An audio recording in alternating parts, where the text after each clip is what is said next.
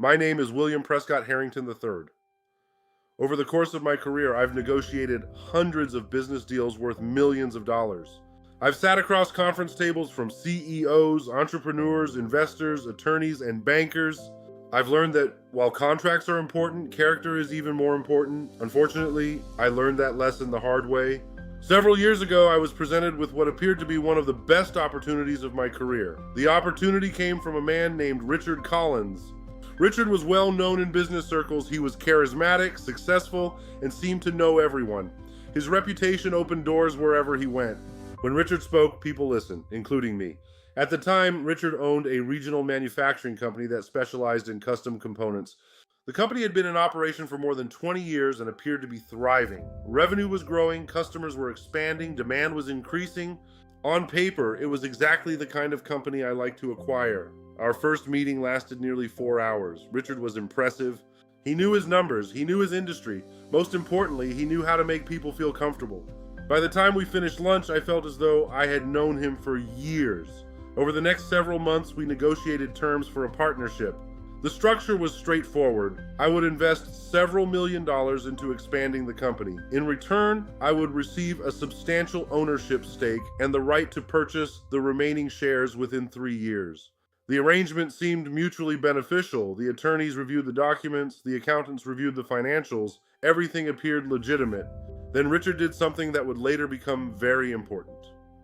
At our final negotiation meeting, he extended his hand. "Bill," he said, "you have my word." I shook his hand. At the time, I believed it meant something. For the first year, everything appeared to be working perfectly. Production increased, revenue climbed, new customers signed contracts, the company expanded into additional markets. Every quarterly report looked better than the last. I congratulated myself on making another successful investment, then things started to change. It began with delays. Reports arrived late. Financial statements became less detailed. Meetings were postponed. Questions received vague answers. Nothing individually seemed serious. Together, however, they created concern. One afternoon, I requested access to several operational reports that I was entitled to review as a partner. Richard refused.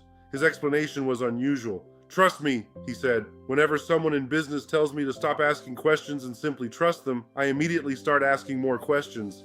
I instructed my accounting team to conduct an independent review. What they discovered shocked me. Several large customer contracts that had been reported as active were no longer producing revenue.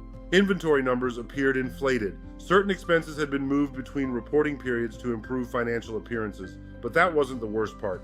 The worst discovery involved debt, a tremendous amount of debt. Unknown to me, Richard had personally guaranteed several business loans and then used company assets as collateral. If the company failed, creditors could pursue assets that directly impacted my investment. I was furious. The financial risk I believed I had purchased was completely different from the financial risk that actually existed. Within days, I scheduled an emergency meeting. When Richard entered the room, he looked confident. By the time the meeting ended, that confidence was gone. I presented every document, every loan, every discrepancy, every concealed obligation. For nearly an hour, he attempted to explain.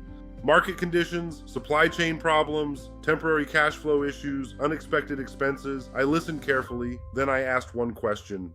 "Why didn't you tell me?" The room fell silent, because he knew there was no good answer. The truth was simple. He thought he could fix the problems. Instead, the problems became larger, much larger. At that moment, I faced a difficult decision. I could walk away. I could sue.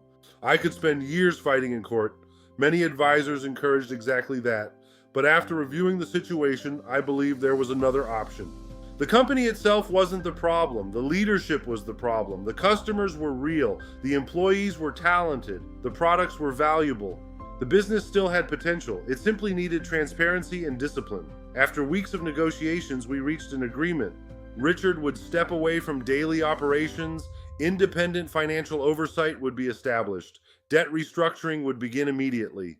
Operational leadership would transition to a new management team. The process was painful. Some customers left. Employees became nervous.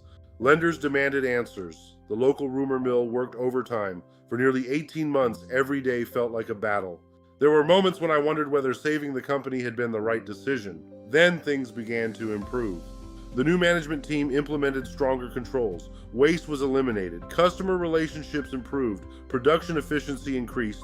Most importantly, trust began returning. Customers renewed contracts, employees regained confidence, banks became supportive. Slowly but surely, the company stabilized. 3 years later, the same company that nearly collapsed was generating record profits. Debt had been reduced dramatically. Revenue was stronger than ever. Customer satisfaction reached all-time highs. What looked like a disaster had become a success story. People often ask me what lesson I learned from that experience. The answer surprises them. The lesson wasn't about contracts. It wasn't about accounting. It wasn't even about due diligence. The lesson was about character. In business, numbers matter, but character matters more. You can fix financial problems, you can restructure debt, you can improve operations. What you cannot easily fix is a lack of integrity. When someone's actions stop matching their words, pay attention. When transparency disappears, ask questions. When answers become vague, dig deeper. Most major business disasters don't happen overnight. They happen slowly, one ignored warning sign at a time. Looking back, I still remember that handshake. I remember Richard looking me in the eye and saying, "You have my word." At the time, it felt reassuring. Today, I view it differently. A person's word is only valuable when supported by their actions. And in business, the strongest partnerships are built on more than promises. They're built on accountability, transparency, and trust that is earned every single day. That lesson cost me nearly $3 million to learn. Fortunately, it didn't cost me the company, and it's a lesson I have never forgotten. Visit www.stayingbythestuff.com to find resources that help you stay committed to the path of faith and truth. Stay grounded, stay committed.